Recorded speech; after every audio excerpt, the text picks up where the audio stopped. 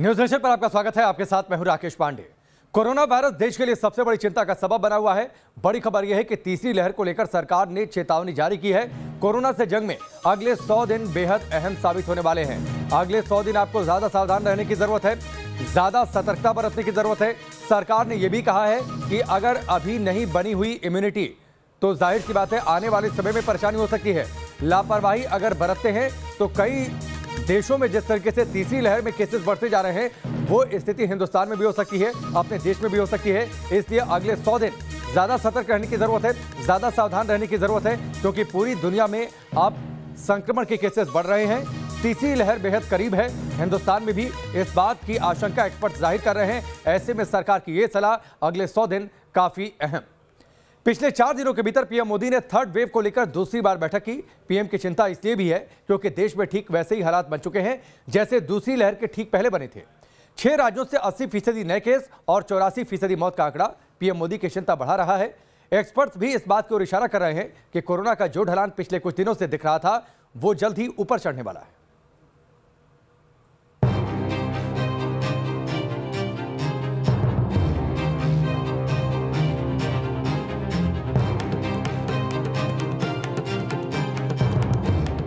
लोगों को बार बार ये याद दिलाना है कि कोरोना हमारे बीच से गया नहीं है।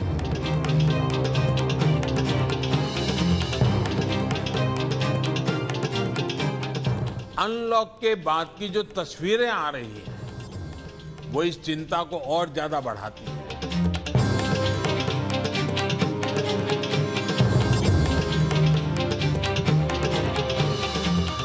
सार्वजनिक स्थलों पर भीड़ लगने से रोकने के लिए हमें सजग, सतर्क और सख्त होना पड़ेगा।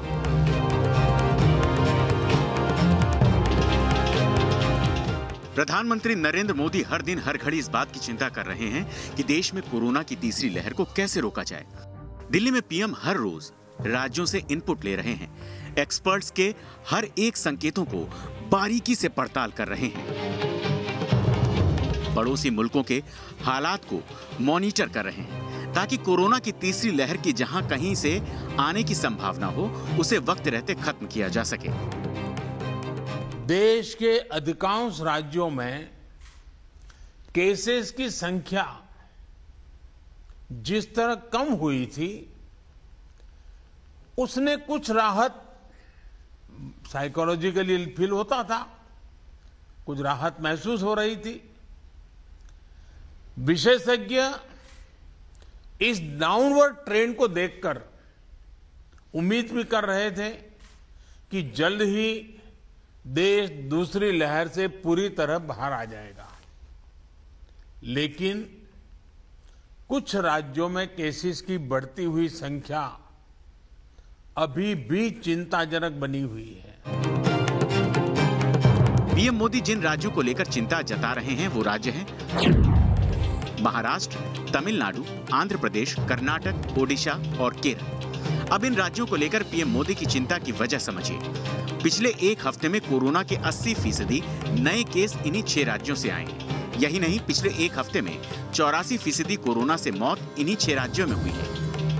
मतलब यह कि देश में कोरोना का ग्राफ हर रोज गिर रहा है, लेकिन इन 6 राज्यों में हालात अभी कंट्रोल से बाहर हैं। कैसे, वो देखिए। 16 जुलाई शाम 5 बजे तक देश में कोरोना के कुल 4,30,422 एक्टिव केस रिकॉर्ड हुए। इनमें अकेले महाराष्ट्र में 1,10,000 से ज्यादा केस एक्टिव हैं। केरल महाराष्ट्र से भी आगे है, यहाँ 1,19,000 से ज्यादा केस एक्टिव हैं। कर्नाटक में फिलहाल 32,000 से ज्यादा एक्टिव केस हैं। तमिलनाडु में भी करीब 30,000 एक्टिव केस दर्ज हैं। 25,000 से ज्यादा एक्टिव केस आंध्र प्रदेश में बने हुए हैं। ओडिशा में भी 19,000 से ज्यादा एक्टिव केस हैं। मतलब 4,30,000 एक्टिव केस में से 3,37,000 केस सिर्फ 6 राज्यों से आए हैं। कि ऐसे ही ट्रेंड हमें सेकेंड वेव के पहले जनवरी फरवरी में भी देखने को मिले थे। इसलिए आशंका स्वाभाविक रूप से बढ़ जाती है कि अगर स्थिति नियंत्रण में नहीं आई तो मुश्किल हो सकती है।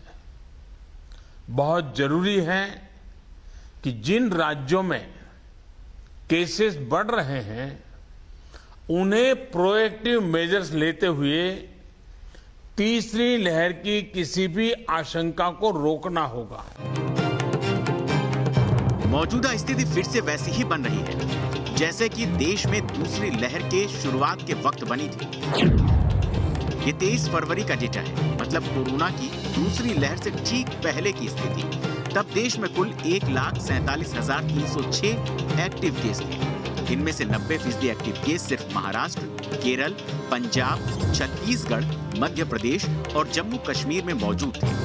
लेकिन इन 6 राज्यों में वायरस का संक्रमण पूरे देश तक फैलने में ज्यादा वक्त नहीं लगा। कुछ ऐसी ही स्थिति आज की तारीख में बनी हुई है, जब 80% एक्टिव केस सिर्फ 6 राज्यों से आए। मतलब हम तीसरी लहर के ठीक मुहाने पर खड़े हैं, जैसा कि पीएम मोदी ने कहा। विश्व स्वास्थ्य संगठन ने भी इसी ओर चेतावनी दी है और आईसीएमआर ने भी कहा है कि अगस्त के तीसरे हफ्ते में हिंदुस्तान में भी तीसरी लहर दस्तक दे सकती है। ऐसे में भारत सरकार की कोशिश है कि तीसरी लहर को कम से कम 3 महीनों तक थाम लिया जाए, चाहे वो कोविड अप्रोप्रिएट बिहेवियर के जरिए हो या अलग करेक्टिव मेजर्स से। R नंबर को कम से कम रखा जाए, क्योंकि आने वाले 3 महीने बेहद महत्वपूर्ण हैं। तब तक टीकाकरण को गति दी जा सकती है और जिस तरीके से मृत्यु दर दूसरी लहर में देखने को मिली, केस बढ़ते हुए नजर आए, कम से कम अगर 3 महीने बाद तीसरी लहर आती है तो वैसी स्थिति बनेगी नहीं। टीकाकरण अभियान अपना काम करेगा, वैक्सीन की डोज और प्रोडक्शन बढ़ती हुई नजर आएगी। पीएम मोदी ने कोरोना की तीसरी लहर को रोकने के लिए राज्यों को 4T का फॉर्मूला दिया है। ये 4T हैं: टेस्ट, ट्रैक, ट्रीट और टीका। टीकाकरण की रफ्तार बढ़ाई जा रही है और अगले 3 महीने में इसका नेक्स्ट टारगेट अचीव कर लिया जाएगा। कवरेज बढ़ रहा है, प्रोडक्शन आ रही है, लग रही है, तो अगले 3-3.5 महीनों में ये काम जब आगे बढ़ जाएगा तो बहुत सारी जनता, हमारे देश के सारे people of India will be protected by vaccine, herd immunity through vaccine. उस समय ऐसी वेव आनी, ऐसी आउटब्रेक आनी नई जो है वो और ज़्यादा वायरस के लिए मुश्किल हो जाएगा। हालांकि इस बीच कोरोना का R वैल्यू बढ़ना भी एक्सपर्ट की चिंता बढ़ा रहा है। R वैल्यू मतलब वायरस एक इंसान से दूसरे इंसान में कितनी तेजी से फैल रहा है। इस साल 9 मार्च से 11 अप्रैल के बीच भारत का R वैल्यू 1.37 के शिखर पर था। तब ये कोरोना की दूसरी लहर की पीक थी। 11 मई के आसपास भारत का R वैल्यू 0.98 पर आया था। यहीं से भारत में केस घटने शुरू हुए थे। 16 जून के आसपास R वैल्यू सबसे निचले बिंदु 0.78 पर पहुंचा था। लेकिन 20 जून से 7 जुलाई के बीच देश का R वैल्यू 0.78 से बढ़कर 0.88 हो गई, जो चिंता बढ़ा रही है। Just to give an example, if the current rate of decline continues and it doesn't increase or decrease, we will have slightly upwards of 3 lakh active cases all over India by 27th of this month. By contrast, if it had decreased at the rate of 0.78, which was the previous rate, then around the same date we would have less than 1.5 lakh active cases all over the country. So it's like the number of active cases is kind of double what it should have been had the previous rate of decline continued. लेकिन आम लोग इस खतरे को समझ नहीं पा रहे। टीवी और अखबारों में कोरोना के घटते केस को वो मौसम समाचार की तरह देखते हैं और उनकी बेफिक्री बढ़ जाती है। जिस कर्नाटक में कोरोना फिलहाल बेकाबू है, उसकी राजधानी बेंगलुरु में लोगों की बेफिक्री देखिए। जब से अनलॉक शुरू हुआ है और जिस तरह की तस्वीरें सामने आने लगी है, वो चिंता का विषय है। हम इस समय मौजूद है बेंगलुरु के KR मार्केट इलाके में और आप देख सकते हैं कि यहाँ पर कितनी भीड़ है और किस तरह से सामाजिक दूरी के जो नियम है उनका उल्लंघन किया जा रहा है और साथ ही कई लोग जो है बिना मास्क पहने घूमते यहाँ पर नज़र आ रहे हैं। अगर किसी ने मास्क पहना भी है वो सही तरीके से नहीं पहना है। एक्सपर्ट्स के मुताबिक अब वक्त आ गया है कि ज़्यादा से ज़्यादा टेस्टिंग की जाए। बेंगलुरु के बाद अब मुंबई की तस्वीर देखिए। शाम में 4 बजे के बाद सब कुछ बंद रखने का आदेश है, लेकिन लोग नियमों का ग्राउंड पर कितना पालन कर रहे हैं वो देखिए। 4 बजे के बाद मुंबई की दुकानों को बंद रखने के लिए कहा गया है। जुहू बीच पर या तमाम जो टूरिस्ट स्पॉट हैं वहां पर भीड़ भाड़ ना हो, इसको लेकर पुलिस सतर्क है। लेकिन देखिए जुहू बीच के किनारे की ये तस्वीर और ये भीड़ भाड़, क्या इस भीड़ को देखकर आपको लगता है कि अब मुंबई के लोगों में कोरोना का डर बचा हुआ है? कि लोग कितने बेपरवाह पहले ही हो चुके हैं। बहुत सारे लोग आपको दिख जाएंगे जो यहाँ पर बिना मास्क के घूम रहे हैं। मुंबई वालों की ये बेफिक्री ऐसे वक्त में है जब महाराष्ट्र के 10 जिलों में रिकॉर्ड पॉजिटिविटी रेट चल रहा है। नंदुरबार जिले में 11.72% यानी 100 लोगों में कोविड टेस्ट से 11 से ज्यादा लोग पॉजिटिव निकल रहे हैं। कोल्हापुर में 9.85, सांगली में 9.2, सतारा में 8.23, रत्नागिरी और पुणे में 7% से ज्यादा पॉजिटिव रेट बनी हुई है। रायगढ़ में 6.98, सिंधुदुर्ग और औरंगाबाद में 5% से ऊपर और बीड में 4.64। अब सतारा से आई इन तस्वीरों को देखिए। जहां तक नजर जाएगी सिर्फ इंसान ही इंसान नजर आएंगे। बकरीद से पहले लोगों की ये भीड़ लोड़न बाजार समिति कैंपस में उमड़ी है। बाजार में बकरे की बिक्री शुरू हुई, लेकिन विक्रेता और खरीदार की भीड़ के चलते ये मेले में तब्दील होने लगा है। महाराष्ट्र के बाद अब तमिलनाडु के हालात समझिए। तमिलनाडु भी उन 6 राज्यों में शामिल है जिसका जिक्र प्रधानमंत्री मोदी ने किया। लेकिन राजधानी चेन्नई से लोग कोरोना के खतरे को लेकर कितने गंभीर हैं, अब वो भी देख लीजिए। कई सारे रेस्ट्रिक्शंस यहाँ पे तमिलनाडु सरकार ने दी है। अगर तमिलनाडु सरकार की बात सुने तो यहाँ पे देख सकते हैं कि सभी दुकानों को खोलने की अनुमति नहीं है। तो लगभग हम कह सकते हैं कि तमिलनाडु की जो आर्थिक गतिविधियाँ हैं वे सामान्य तौर पर यहाँ पे पूरी तरह चालू हो चुकी है। लोग मास्क पहन जरूर रहे हैं, उनके मुँह पर लटक रहा है, मगर मास्क को कम्प्लीटली जैसे पहनना चाहिए वैसे नहीं है। नाक को ढके बिना कई सारे लोग मास्क पहन रहे हैं। इसके कारण नंबर ऑफ केसेस आने वाले दिनों में बढ़ने की संभावना ज्यादा है।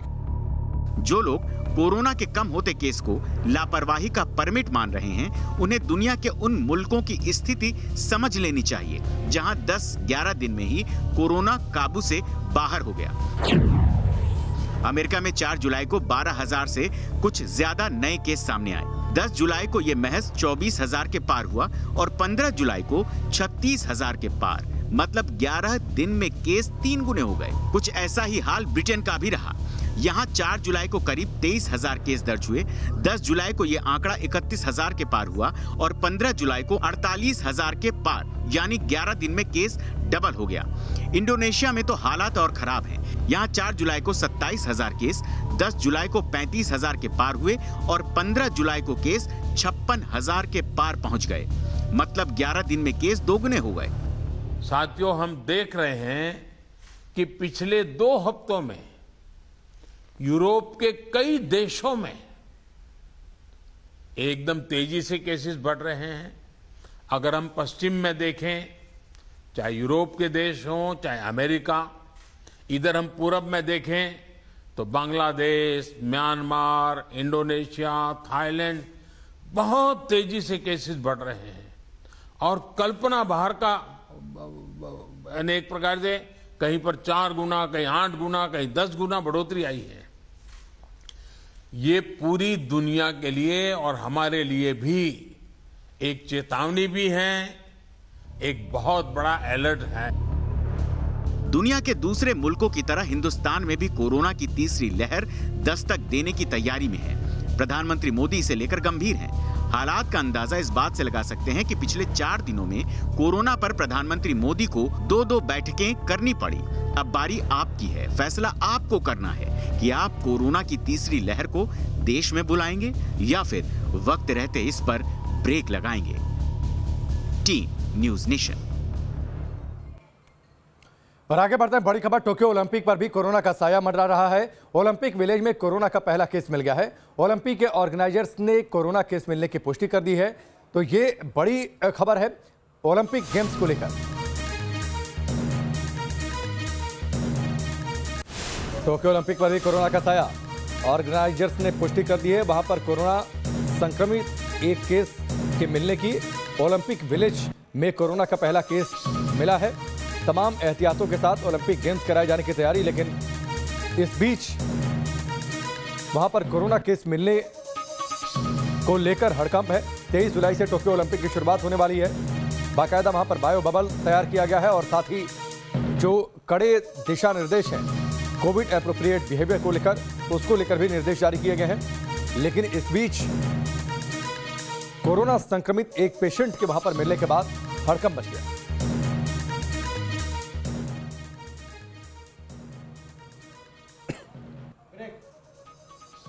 वक्त यहाँ पर ब्रेक का, जल्द वापस लौट।